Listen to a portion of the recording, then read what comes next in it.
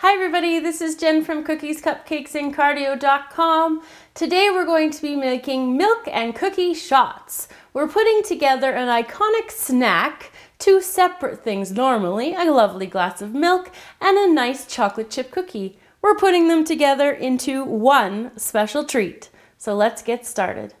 To make the cookie shot glasses, we're going to be using half a cup of brown sugar, 1/3 of a cup of granulated sugar, 1 cup of butter, and 2 cups of all-purpose flour. You can use 1 cup of regular chocolate chips, or I'm going to be using these rainbow chocolate bits. Anything, any color or any flavor works for the chocolate chips. 1 egg yolk, 1 tablespoon of vanilla extract, half a teaspoon of salt, and then for finishing off the cups, we're going to be using some of these rainbow sprinkles and some white chocolate. So the first step is to cream our butter in the bowl of a mixer, a stand mixer if you've got one. If not, you can just use beaters, or you can even use a bowl with a wooden spoon. So I'm just going to put it on to about medium and then let it beat for about 30 seconds. After the butter is nice and light and fluffy, I'm going to add my sugars and I'm going to mix those in. Next up, we're going to add our salt, the vanilla extract, and our egg yolk, and we'll mix that in. Next is our flour into our mixture here. And then I'm just going to mix it on low speed until it comes together and it's nice and combined. Our last step with the dough is to add in our chocolate chip pieces. So I'm just going to mix those in until it's incorporated, and then I'll be back. So I tried a bunch of different ways in order to shape the cookie shot glass, and what I found the most successful was one of these 4-ounce tumblers, and I found these at Walmart. They came in a pack of 4 and it was under $5, so relatively affordable. These are glass and I didn't have any problems with them in the oven, but you want to make sure that they're oven safe before you start to use them in the oven. So what I found to do first was just to give it a little spray with non-stick spray. And then, using a piece of parchment paper, I just wound that up and then fitted it inside the cup like that.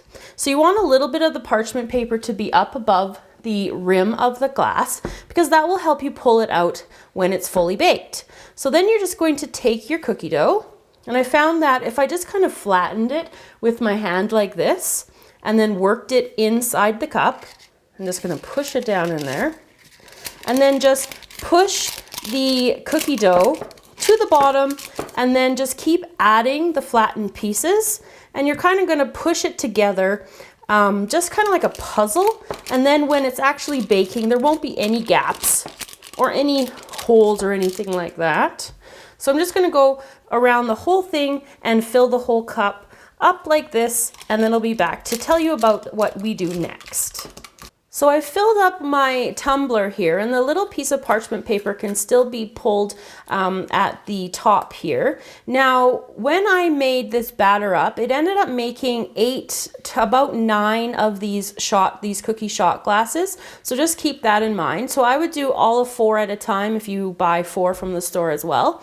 What I'm going to do next is this needs to go into the fridge for about 20 to 30 minutes. Now what that's going to do is it's going to cool the dough, so the dough has less expansion when it goes into the oven. After it's been in the fridge for the 30 minutes, roll yourself up a piece of tin foil like this and place it into the center of the cup, just like that, and that's going to help keep that space in the center, and it's also going to help bake the cookie dough down at the bottom of the cup. Because the number of times that I practiced, I did find that if I didn't bake them for long enough, they definitely stayed a little bit raw towards the bottom here.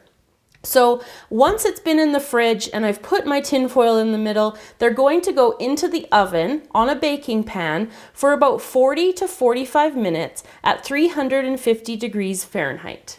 So the cookie shots have finished baking, and they came out of the glasses really easily with help from the parchment paper and the non-stick spray.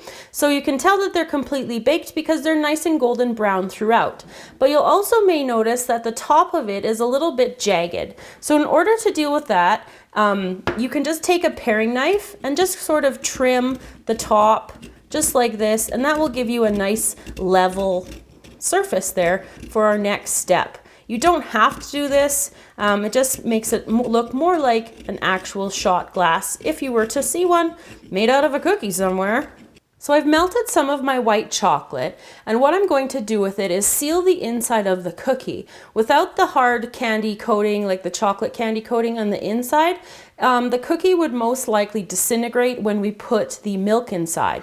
So I just put probably about a teaspoon at a time of the chocolate inside, just in the bottom there.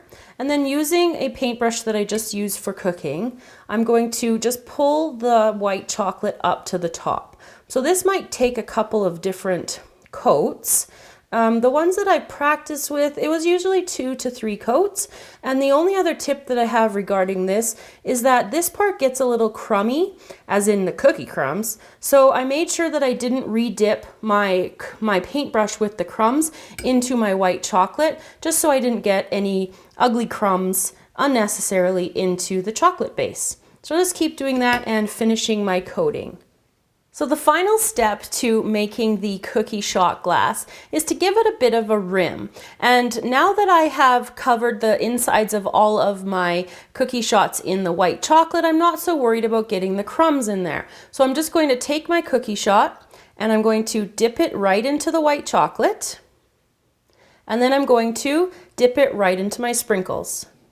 Just like that. And I'm going to set that aside and let it dry. So our final step for our cookie shot glasses is to fill them up with milk. So I've got my trusty little helper here to fill it up.